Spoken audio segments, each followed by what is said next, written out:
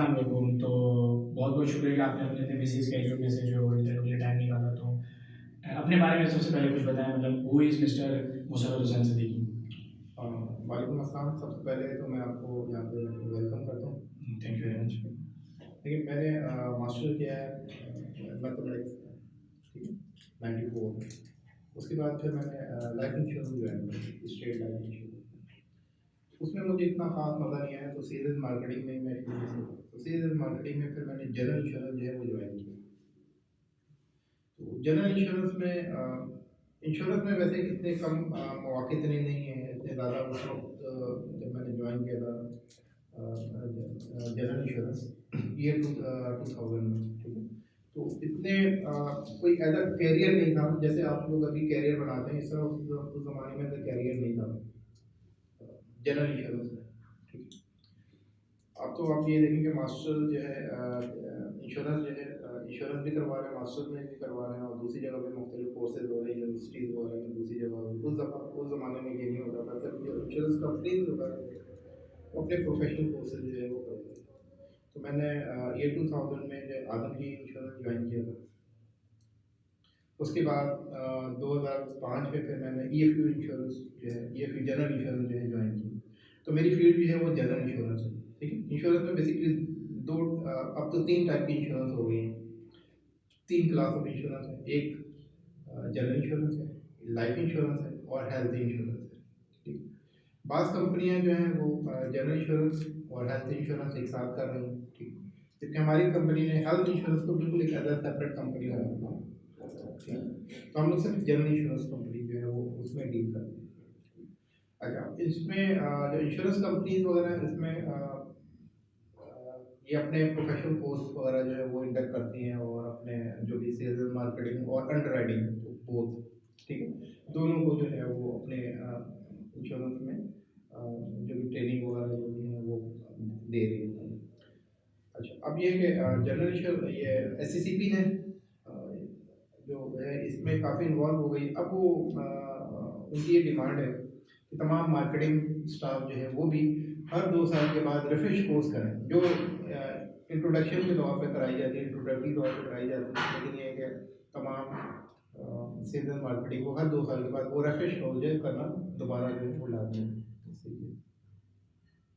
अच्छा, तो मतलब आपने जब स्टेट लाइफ ज्वाइन किया था, तो स्टेट लाइफ में और ईएफयू में ऐसा क्या फ़र्क आपको देखने को मिला जो आपने ईएफयू को चेंज करने का सोचा, मतलब ईएफयू ज्वाइन करने का सोचा आपने स्टेट लाइफ को छोड़ के? लेकिन जो लाइफ इंश्योरेंस है वो सिर्फ इंडिविजुअल लाइफ में इंडिविजुअल में डील करते हैं, जबकि जो जनरल इंश्योरेंस है वो कॉर्पोरेट इंश्योरेंस होती है, ठीक है।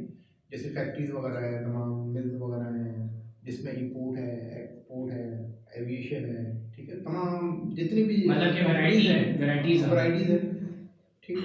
इसमें काम करने के ज़्यादा मौके होते हैं, इसमें अपॉर्चुनिटी ज़्यादा है जी। तो मार्केटिंग पॉइंट ऑफ व्यू से जो है स्कोप जो है इसमें कह सकते हैं कि जहाँ ज़्यादा वैरायटी वहाँ ज़्यादा स्कोप है। ज़्यादा तो स्कोप है। कितना टाइम आपको हो गया ऐसे ज्वाइन किए हुए, टाइम पीरियड? हाँ, ये तो मैंने 2005 में ज्वाइन किया था, तकरीबन मुझे 16 ईयर हो गए ये जनरल इंश्योरेंस में, और मैं यहाँ पे मार्केटिंग डिपार्टमेंट में असिस्टेंट वाइस प्रेसिडेंट। ठीक है। तो on the basis of 16 years of experience in market, आपको क्या लगता है कि किसी ऑर्गेनाइजेशन के लिए कौन सी ऑर्गेनाइजेशन बिहेवियर्स होते हैं जो उस कंपनी को मार्केट में प्रोग्रेस के लिए की तरफ लेके जाती है? कोई ना कोई रीजंस होंगे, कोई बिहेवियर होंगे किसी ऑर्गेनाइजेशन एक तो के। ये कि कंपनी की जो प्रोडक्ट है, ठीक है, वो, और फिर उसकी जो सेल्स टीम है वो किस कैलेबर की है, ठीक है। तो इसीलिए जो बड़ी इंश्योरेंस कंपनी है जो भी अपने मार्केटिंग जो टीम है उसकी प्रॉपर जो भी प्रोडक्ट वाइज है, जो भी और उनको नॉलेज वगैरह भी दे रही होती है, ठीक है। उनके इन हाउस ट्रेनिंग प्रोग्राम भी होते हैं, उसके अलावा एस सी सी पी के भी कोर्सेज वगैरह होते हैं जो डिज़ाइन किए होते हैं। इंश्योरेंस इंस्टीट्यूट जो है वो भी मुख्तलिफ जो है प्रोग्राम जो है वो अनाउंस कर रही होती है, और तो उसमें वो करवाते हैं ट्रेनिंग प्रोग्राम।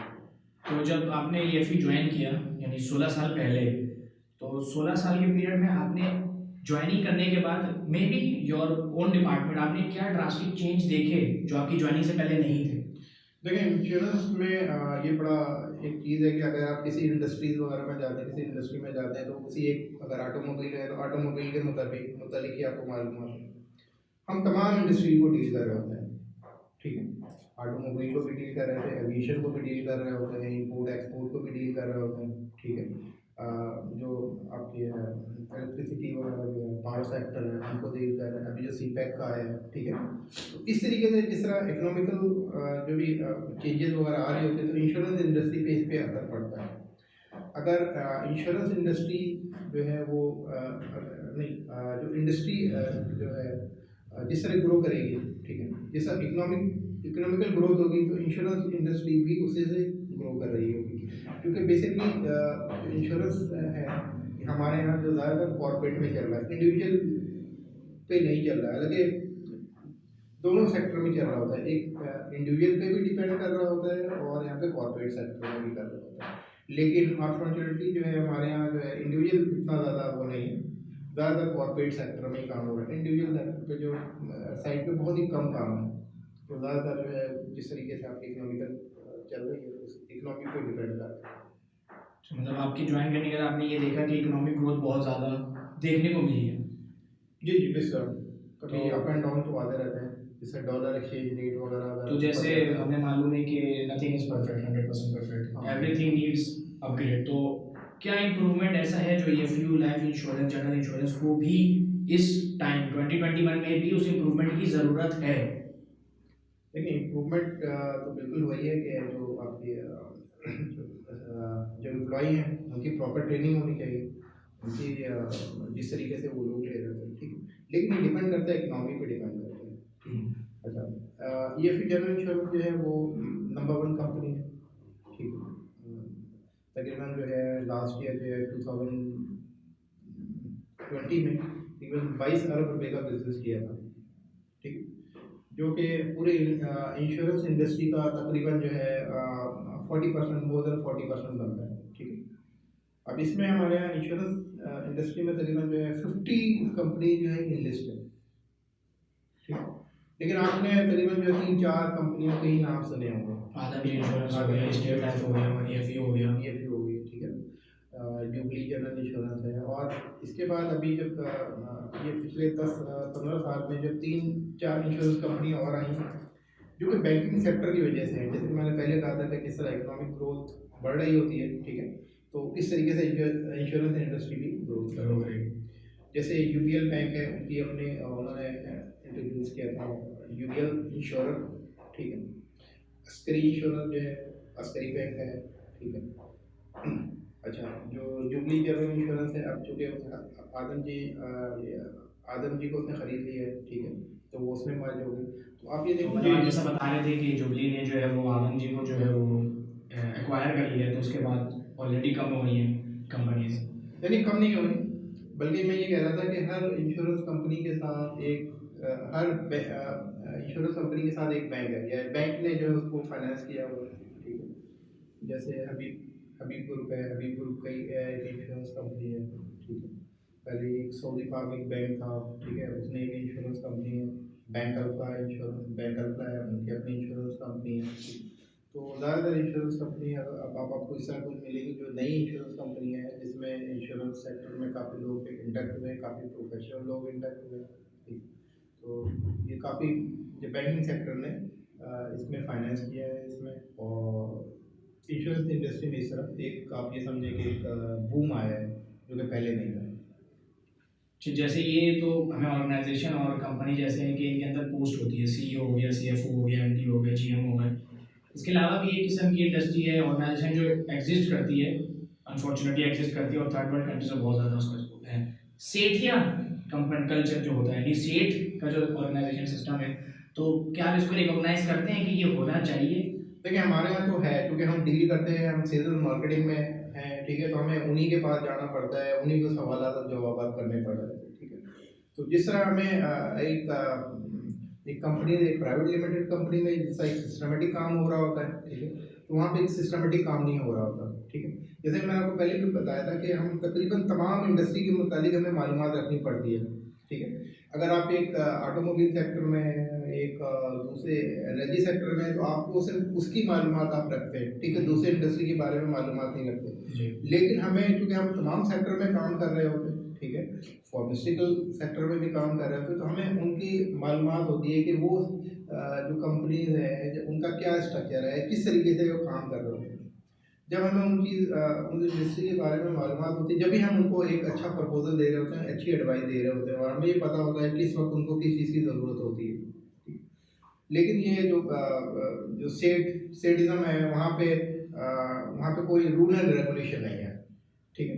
तो वहाँ पे एम्प्लॉइज़ को भी परेशानी हो रही होती है, हमें सर्विस देने में भी परेशानी हो रही होती है, उनको समझाना पड़ता है, जो कि हमारे जो रूल एंड रेगुलेशन है उसके मुताबिक हम चल रहे होते हैं। तो आपको पता है, जिस तरह ISO 9000 जब है, उसको हमें इम्प्लीमेंट करना होता है।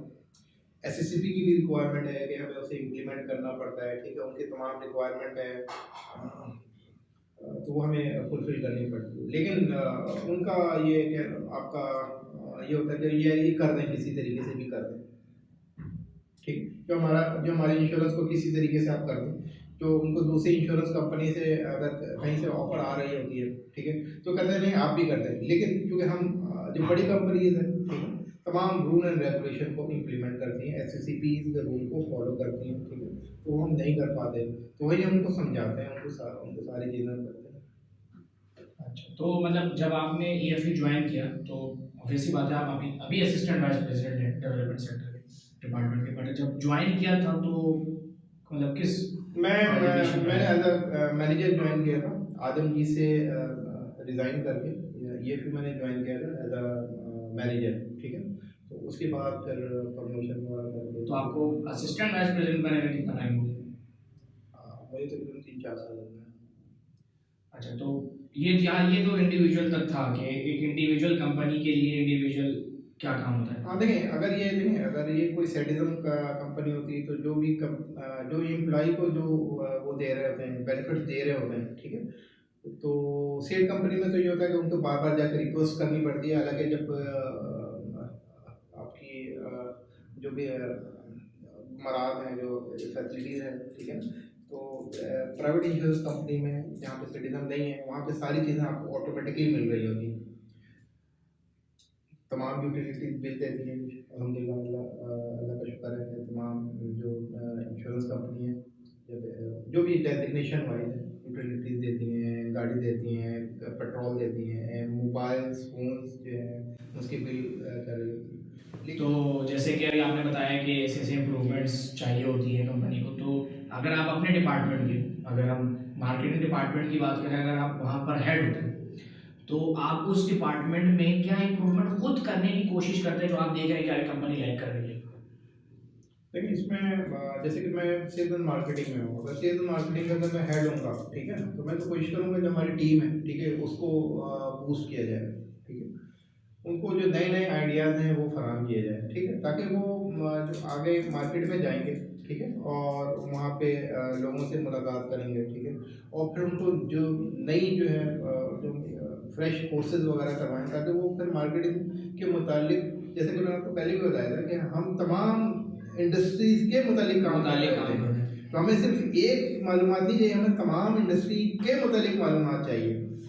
तो ये ज़रूरी ये है कि हम अपने मार्केटिंग डिपार्टमेंट के तमाम अफराद को इस नॉलेज स्किल को बेहतर करें, ठीक है, ताकि वो मार्केट में जाके मुकाबला कर सकें, लोगों के सवालात का जवाब दे सकें, ठीक है। तो जैसे आपने बोला कि कोर्सेज होते हैं, तो कुछ कोर्सेज मतलब किस तरह के कोर्सेज आप लोग कराते हैं? देखिए, ये ज़्यादातर मार्केटिंग कोर्सेज जो है, देखिए मार्केटिंग जो है टीम जो है, वो जो भी काम लेकर आती है, ठीक है, जो भी प्रोडक्ट सेल कर दी होती है, उसको अंडरराइटिंग डिपार्टमेंट जो उसको डील कराता है, मुझे अंडरराइटिंग डिपार्टमेंट कर रहे होते हैं, ठीक है, तो अंडरराइटिंग स्किल भी उनको आनी चाहिए कि जैसे एक सेल्स टीम कोई एक प्रपोजल लेकर आ रही होती है, ठीक है, और अंडरराइटर जो उसको रिफ्यूज़ कर देता है, ठीक है, क्यों? क्योंकि अंडरराइटर जो सेल्स टीम है उसके पास इतनी मालूमात नहीं है, ठीक है, मालूमात की कमी है, जिसकी बुनियाद पर वो प्रपोजल ले आता है। अगर उसकी मालूमात में हम इजाफा कर दें, ठीक है, तो वो फिर जो प्रपोजल या जो भी जिस भी उसके पास जाता है अपने क्लाइंट के पास जा रहा था, उसको एक अच्छा ऑप्शन देता है, अच्छी एडवाइस देता है, और वहाँ से भी एक मालूमात लेकर आ रहा होता है जो कि अपने अंडरराइटिंग डिपार्टमेंट को देगा। फिर अंडरराइटिंग डिपार्टमेंट जो उस बेस पे उसको एक प्रपोजल या जो इंश्योर्ड है उसको एक अच्छा जो मशवरा दे सकती है, ठीक है, कि आप अपने ऑर्गेनाइजेशन को किस तरीके से बेहतर इंश्योरेंस प्रदान कर सकते हैं। चलिए, ये तो अपने नेशनल लेवल पे तो हो गया, समझ में आती है कि मुल्क में हमें कैसे परफॉर्म करना है। अब हम बात आ जाते हैं ग्लोबल लेवल पे या फिर गवर्नमेंट लेवल पे। तो 16 साल के एक्सपीरियंस में, बल्कि इससे पहले भी आपने ज्वाइन किया, तो almost 21 years of market experience आपको हो चुका है इस फील्ड में। तो क्या कुछ कुछ बहुत सारे रीजन है, जैसे हमें पता है कि पाकिस्तान वैसे भी हम थर्ड वर्ल्ड कंट्रीज में शुमार होते हैं, मतलब डेवलप्ड कंट्री से 50 ईयर्स हम पीछे चल रहे हैं, अज्यूम करते हैं। तो वो क्या रीजंस हैं जिसकी वजह से पाकिस्तान इतना लैग कर रहा है ग्लोबली कम्पीट करने में? ऑब्वियसली बात है कि ईएफयू पाकिस्तान में नंबर 1 पे हो सकती है, but it won't compete in global level. Global level पे तो आई थिंक एशिया में भी कम्पीट नहीं कर सकते in front of China, Japan, Singapore, Malaysia. तो ऐसी कौन सी रीजन है जिसकी वजह से हम जो है एज अ पाकिस्तान, बहुत सारी Pakistani companies including EFU general insurance, कि वो ग्लोबल लेवल पे कम्पीट नहीं कर पा रही? देखिए, इंश्योरेंस का जो सिनेरियो है वो इस तरीके से, ज़्यादातर ये जो इंश्योरेंस कंपनी है वो मुकामी तौर पे ही डील कर रही होती है। कुछ इंश्योरेंस कंपनी ऐसी हैं जिन्होंने हमारे मुल्क से बाहर एक इंश्योरेंस कंपनी है जो जिनका ऑपरेशन जो है दूसरे मुल्क में भी है, और वो भी सिर्फ यूएई तक है, ठीक है। तो उसमें भी ज़्यादातर जो लोग हैं वो यहाँ इसी रीजन के ही, हमारे पाकिस्तान के ही लोग हैं जो कि वहाँ पे कर रहे होते हैं काम, ठीक है। तो इंश्योरेंस इंडस्ट्री का इतना ज़्यादा स्कोप नहीं है कि वो दूसरी जगह पे करें, ठीक है। हमारे पाकिस्तान में भी एक दो इंश्योरेंस कंपनी थी जो कि फॉरेन इंश्योरेंस कंपनी थी, ठीक है, लेकिन वो बंद हो गई, ठीक है।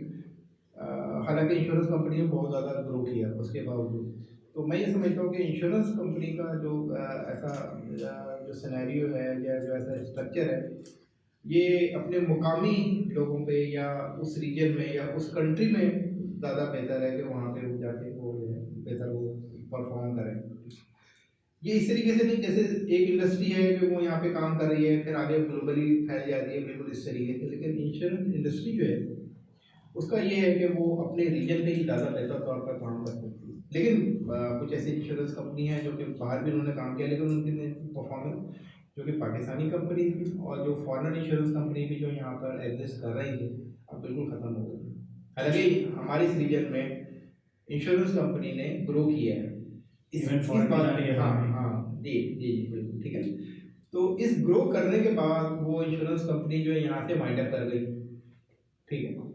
तो इसका मैं ये समझता हूँ कि इंश्योरेंस इंडस्ट्री को फोकस जो है अपने मुकामी पे करना चाहिए, दूसरी इंडस्ट्री बिल्कुल करनी चाहिए, आगे जानी चाहिए जिस तरीके से जाती है। तो चलिए, आप वैसे अगर आप वैसे सोचें कि जैसे आपको बहुत सारी कंपनी से डील करना पड़ता है, you are not limited to individual, तो ऑब्वियसली बात है कि आपने कुछ ना कुछ एक्सपीरियंस किया होगा कि उन कंपनी में भी कुछ ना कुछ प्रॉब्लम्स हैं कि वो ग्लोबल लेवल पे कम्पीट नहीं कर पा रही। बहुत सारी सबसे इम्पोर्टेंट तो उस कंपनी के प्रोडक्ट क्या है, प्रोडक्ट पे बेस कर रहा होता है। जैसे कि हमारे यहाँ पाकिस्तान में, हमारे मुल्क में जब एक ऑटोमोबाइल इंडस्ट्री जो है स्टार्ट हुई, ठीक है, तो उसका मोटो ये था कि हम इसको अपने सराउंडिंग कंट्रीज़ में भी बेचेंगे, ठीक है। हम अपनी ज़रूरियात को भी पूरा करेंगे और इसके अलावा जो हम सबके सराउंडिंग कंट्रीज़ को भी बेचेंगे। लेकिन हुआ ये कि यहाँ के मुकामी लोगों को भी ओन पे गाड़ियाँ खरीदनी पड़ी, ठीक है। वो आज तकरीबन 40 साल हो गए, अभी तक अपने 100% प्रोडक्शन पे नहीं आए, जबकि अब हमारे यहाँ वो बढ़ के 4-5 हो गई हैं, 2-3 और ऑटोमोबाइल इंडस्ट्री अभी जो 1-2 साल में लॉन्च हुई काम कर रही हैं। लेकिन इतने प्रोडक्ट, इतनी ऑटोमोबाइल इंडस्ट्री के बाद भी हम अपने जो ज़रूरियात को भी पूरा नहीं कर पा रहे। तो और हमें, हाँ ठीक है, तो हमें हालांकि कोशिश ये थी कि हम अपने सराउंडिंग कंट्रीज़ को भी अपनी प्रोडक्ट जो है भेजेंगे, लेकिन अभी तक 40-50 सालों में सिर्फ मैं एक इंडस्ट्री की मैं आपको बता रहा हूँ, ऑटोमोबाइल इंडस्ट्री की, ठीक है। हालांकि स्कोप है हमारे सराउंडिंग जो कंट्रीज़ है उसमें ज़रूरत है, ठीक है, हम वहाँ पे बेच भी सकते थे, लेकिन अभी तक वो अपनी 100% प्रोडक्शन नहीं पाई है। तो जब तक प्रोडक्ट बिल्कुल जो है प्रोडक्ट पे डिपेंड कर रहा होता है, ठीक है, कि आपके प्रोडक्ट और आपके जो कैपेसिटी है, ठीक है, फुल कैपेसिटी को आप यूटिलाइज करेंगे, जब भी आप अपनी ज़रूरत को भी पूरा करेंगे। जब अपनी ज़रूरत को पूरा करेंगे उसके बाद फिर आप जो है अपने जो सराउंडिंग कंट्रीज है या उसमें ग्लोबली जो है उसको आगे आप भेज सकते हैं। अच्छा अच्छा, ये तो ठीक था। तो ये तो कंपनी वाइज हो गया। गवर्नमेंट भी अमल दखल कर सकती है इन सब चीज़ों में। तो आपको क्या लगता है कि गवर्नमेंट क्या ऐसे स्टेप्स ले सकती है कि उनके मुल्क की कंपनीज ग्लोबल लेवल पे कम्पीट कर सकें? देखिए, सबसे मेन पॉइंट ये है कि अगर इकोनॉमिक बेहतर हो, ठीक है, हमारी जो प्रोडक्ट है वो सस्ती हो, ठीक है। ग्लोबली अगर एक प्रोडक्ट दूसरी जो है वो सस्ती मिल रही हो तो हमारी प्रोडक्ट क्यों लेगा, ठीक है। एक तो ये हमारी प्रोडक्ट का लेवल अच्छा होना चाहिए, ठीक है। दूसरी ये कि हमारी प्रोडक्ट जो सस्ती होनी चाहिए। तो इसमें दो तीन चीज़ें बहुत ज़्यादा इम्पोर्टेंट है, ठीक है। एक है कि एनर्जी सेक्टर में इतने पीछे हैं कि हमारी प्रोडक्ट बहुत महंगी हो जाती है डॉलर की वजह से, ऑयल की वजह से, एनर्जी सेक्टर की वजह से। एनर्जी सेक्टर को गैस पे जाना पड़ता है, फिर उसे अपनी प्रोडक्ट अपनी इलेक्ट्रिसिटी प्रोड्यूस करनी पड़ती है, तो वो बहुत ज़्यादा महंगी हो जाती है, ठीक है। या लेबर बहुत ज़्यादा महंगी हो जाती है, ठीक है। अभी आज के वक्त में सिर्फ एक अभी जो हालिया हुकूमत आई है इसमें बहुत सारी चीज़ें आप देख रहे हो कि ऐसा है वैसा नहीं है, लेकिन एक सेक्टर है टेक्सटाइल सेक्टर जो कि बहुत ज़्यादा बूम पे है, 100% प्रोडक्शन पे जा रहा है, ठीक है। जब 100% प्रोडक्शन पे जा रहा है, ठीक है, तो इसका मतलब है कि हम ग्लोबली जो है उसको कैप्चर कर सकते हैं। तो इसी तरीके से अगर और सेक्टर, ठीक है, सेक्टर वाइज आपको देखना पड़ेगा, उसकी प्रोडक्ट को देखना पड़ेगा, उसकी प्रोडक्ट कॉस्ट को देखना पड़ेगा, ठीक है। तो एक तो ये कि अगर ये होता है तो हम अपनी प्रोडक्ट को दूसरे जगह भेज सकते हैं, तो ग्लोबली हम जो है उसको कम्पीट भी कर सकते हैं। तो इसी तरीके से अगर और दूसरे जो सेक्टर है उसको भी देखा जाए कि उसकी प्रोडक्शन अगर सस्ती होगी, लेबर हमें सस्ती मिल रही होगी, पावर जो है हमें वो टाइमली अगर हमें मिल रहा होगा, पावर सेक्टर अगर अपने बिजली अगर सही बना रहे हो, ठीक है, क्योंकि गैस का तो आपको पता है गैस की वैसे ही शॉर्टेज है। तो पावर सेक्टर को हमें हाइडल जो पावर है उस पर ज़्यादा फोकस करना पड़ेगा कि सस्ती बिजली आएगी तो प्रोडक्शन सस्ती होगी। जैसे प्रोडक्शन सस्ती होगी और फिर हमारी जो प्रोडक्ट का मेयार इतना बेहतर होगा। अल्हम्दुलिल्लाह आपको पता है कि टेक्सटाइल सेक्टर में हमारी प्रोडक्ट जो है पहले से बहुत ही मशहूर थी, ठीक है, लेकिन हम 100% प्रोडक्शन पे नहीं जा पा रहे थे। बहुत सारी इसमें वजूहत थी। हालांकि अल्हम्दुलिल्लाह पाकिस्तान की ये खुशकिस्मती है कि इस रीजन में कॉटन बेल्ट है जिसमें कॉटन यहाँ से हम प्रोड्यूस करते हैं, ठीक है। जो हमारे पड़ोसी मुल्क हैं वहाँ पे कॉटन नहीं पैदा होता, ठीक है, लेकिन वो टेक्सटाइल सेक्टर में हमसे कॉटन लेके आगे वो प्रोडक्ट बना रही है, ठीक है। तो इसमें हमारी खुशकिस्मती है कि कॉटन इस रीजन में अल्लाह ताला ने हमें क्या नाम है एक नेमत दी है, जिसकी वजह से हम टेक्सटाइल सेक्टर और टेक्सटाइल सेक्टर भी था हमारे पास, ठीक है। तो इस कॉटन की वजह से बजाय हम या दूसरे मुल्कों से हम मंगवाएं, हमारे पास ये मौजूद थी। इसलिए कि पाकिस्तान में जो लेबर है वो भी आपको पता है कि लोगों को रोज़गार भी मिलता है, ठीक है। हमारी प्रोडक्ट भी माशाल्लाह जो है टेक्सटाइल की बहुत अच्छी है। तो मतलब ये पहली दफ़ा है तारीख में कि टेक्सटाइल सेक्टर जो है वो अपने 100% प्रोडक्शन में आया है। इसी तरह अगर गवर्नमेंट की अगर अच्छी पॉलिसीज़ रही, ये डिपेंड करेगा गवर्नमेंट की अच्छी पॉलिसीज़ पे, डॉलर रेट पे, जो कि हम दूसरे ग्लोबली जो है इसको कंप्लीट कर सकें, दूसरे कंट्रीज़ के मुकाबले में अपनी प्रोडक्ट को लॉन्च कर सकें। मतलब आपके कहने का मतलब गवर्नमेंट बहुत इंपॉर्टेंट रोल प्ले करती है। गवर्नमेंट बिल्कुल बहुत इंपॉर्टेंट Rights रोल और पैदा करती है। policies। जी जी बिल्कुल, उसको अपनी पॉलिसीज़ बेहतर करनी चाहिए हर इंडस्ट्रीज़ के बारे में। जैसे ऑटोमोबाइल सेक्टर में भी इनको इतनी वो लानी चाहिए, चेंजेस। इतनी चेंजेस लानी चाहिए कि वो हम यहाँ से अपनी प्रोडक्ट कम से कम अपने ज़रूरियात को भी पूरी करें और सराउंडिंग कंट्रीज़ में भी हम उसकी मार्केट कर सकें, ठीक है। तो उससे फिर हमें जो है डॉलर की सूरत में रेवेन्यू जनरेट होगा। तो जैसा कि आपने कहा कि 2000 से आप जॉब कर रहे हैं, तो एक ही फील्ड में ना, तो आई गेस 2000 से 2021 तक you have gone through 4 government tenures. 4 government आपके टाइम में चेंज हो चुकी है। मुशर्रफ, देन उसके बाद जरदारी, फिर नवाज शरीफ और अब आई थिंक 2.5 साल खान साहब के हो चुके हैं। तो आपके हिसाब से आपकी इंडस्ट्री या और भी इंडस्ट्रीज, क्योंकि आप खुद डील करते हैं बहुत सारी इंडस्ट्रीज को, तो आपके हिसाब से इन 4 गवर्नमेंट टेन्योर्स में ऑर्गेनाइजेशनल फ्रेंडली कौन सी रही है? मतलब किस गवर्नमेंट ने ऑर्गेनाइजेशन के बारे में सोचा है? ये नहीं कि बहुत सारे लोग चीरते हैं रोटी कपड़ा मकान, बहुत सारे बोलते हैं वोट को इज्जत दो, तो कोई बोलता है हम इंफ्रास्ट्रक्चर बनाएंगे, तो सबने किसी ना किसी चीज़ में किया। तो आपके हिसाब से on the basis of your experience कौन सी गवर्नमेंट टेन्योर जो है वो आपके हिसाब से जो है वो सबसे बेहतरीन थी, और अगर थी तो क्यों? देखिए एक चीज़ तो ये है कि इंश्योरेंस इंडस्ट्री ने जो है हर साल जो है ग्रोथ की है, ठीक है। लेकिन डिपेंड ये करता है, जैसे परवेज़ मुशर्रफ के दौर में जो कि फौजी गवर्नमेंट थी, एक आमिर की हुकूमत थी, लेकिन वहाँ पे जब डॉलर रेट एक जगह पे फिक्स था, डॉलर रेट नहीं बढ़ रहा था, ठीक है, तो प्रोडक्ट कॉस्ट जो है वो कम आ रही थी, ठीक है। तो उस दौर में थोड़ा सा अच्छा काम हुआ इंडस्ट्रीज वगैरह को, जैसे जाहिर सी बात है ग्लोबली हम जितने हमारा चूँकि बहुत ज़्यादा वास्ता ये पड़ता है कि हम चीज़ों को बाहर एक्सपोर्ट कर रहे होते हैं, ठीक है। तो हमें पता होता है कि इस प्रोडक्ट की कॉस्ट पहले क्या थी, अब क्या थी, हालांकि वो उनका मैटर है जो एक्सपोर्टर का है, ठीक है, या वो मिल मालिकान का, लेकिन क्योंकि हम तो इसको जज कर रहे होते हैं, हमारे सामने भी उसकी फिगरें आ रही होती हैं कि वो सस्ती थी पहले, ठीक है, क्योंकि डॉलर रेट पे डिपेंड कर रहा होता है। अब चूँकि डॉलर रेट जिस तरीके से बढ़ रहा है, अब हालिया हुकूमत ने तो बहुत अच्छे फैसले किए हैं, लेकिन डॉलर रेट जो है बहुत ज़्यादा बढ़ गया है, तो कॉस्ट हमारी बहुत ज़्यादा बढ़ गई है। तो इसको ग्लोबली जो है हमारी प्रोडक्ट को उसको वो करना, मैनेज करना बड़ा मुश्किल है। इकदाम तो बहुत अच्छे हो रहे हैं, लेकिन ये है कि डॉलर रेट जब तक कम नहीं होगा, इकोनॉमिक ग्रोथ नहीं आएगी। जब इकोनॉमिक ग्रोथ आएगी, ठीक, तभी ये मुल्क भी तरक्की करेगा और इंश्योरेंस इंडस्ट्री भी तरक्की करेगी। यदि तमाम इंडस्ट्री अगर तरक्की करेगी तो इंश्योरेंस इंडस्ट्री तरक्की करेगी। अच्छा, जबकि दूसरे सेक्टर में आप ये देख सकते हैं, जैसे ऑटोमोबाइल सेक्टर तरक्की कर रही है या पावर सेक्टर तरक्की कर रहा है, लेकिन वो पैमाना ये नहीं होगा कि दूसरे जो क्या नाम है वो सेक्टर जो वो भी तरक्की कर रहे हैं। लेकिन अगर इंश्योरेंस इंडस्ट्री तरक्की कर रही है तो इसका मतलब है तमाम इकोनॉमिकल ग्रोथ हो रही है और तमाम इंडस्ट्री तरक्की कर रही है, क्योंकि हमारा डिपेंड ये कर रहा था किसी एक इंडस्ट्री पे नहीं, तमाम इंडस्ट्री सेक्टर पे डिपेंड करता है।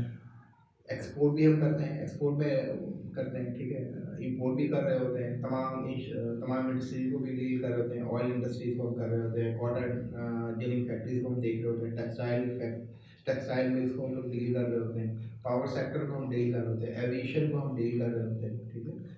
जैसे सीपेक का जो काम आया था, तो सीपेक का जब ये काम शुरू हुआ था, ठीक है, तो उसमें भी इंश्योरेंस इंडस्ट्री ने बड़ा उसमें से अपना हिस्सा वसूल किया, ठीक है।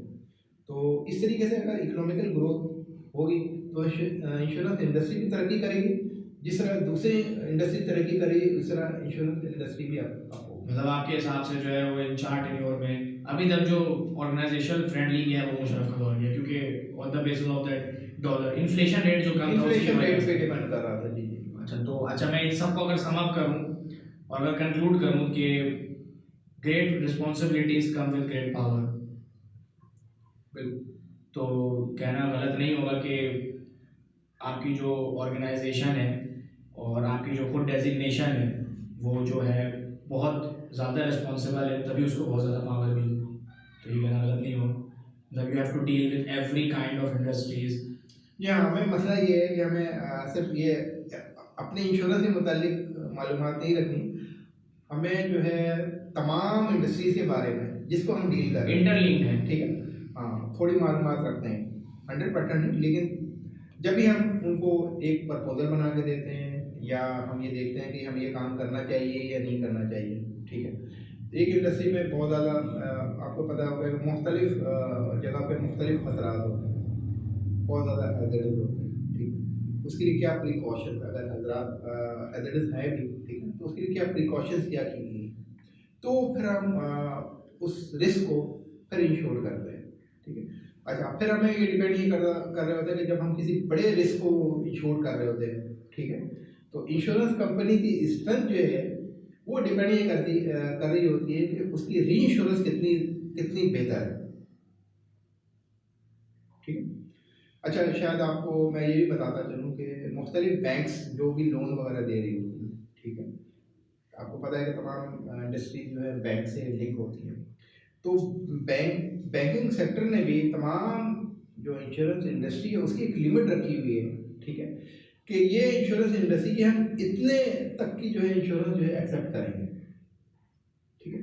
वो डिपेंड ये करता है कि इंश्योरेंस इंडस्ट्री की जो इंश्योरेंस कंपनी है उसकी स्ट्रेंथ कितनी है, उसके री इंश्योरेंस स्ट्रेंथ कितनी है।